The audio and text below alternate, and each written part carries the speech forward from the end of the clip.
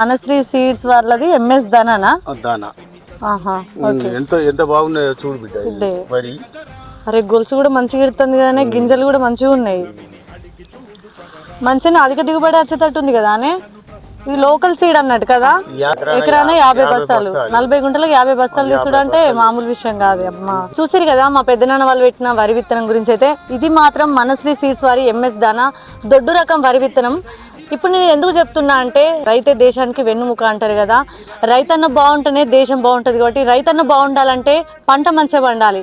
పంట మంచిగా పండాలంటే కేవలం వాళ్ళ కష్టార్జితమే కాదు, వాళ్ళు తీసుకునే సీడ్స్ బట్టి కూడా ఉంటుంది. మనశ్రీ సీడ్స్ వారి ఎంఎస్ దానా రీసెర్చ్ వెరైటీ వరి అయితే చాలా అంటే చాలా అధిక దిగుబడి వస్తుంది.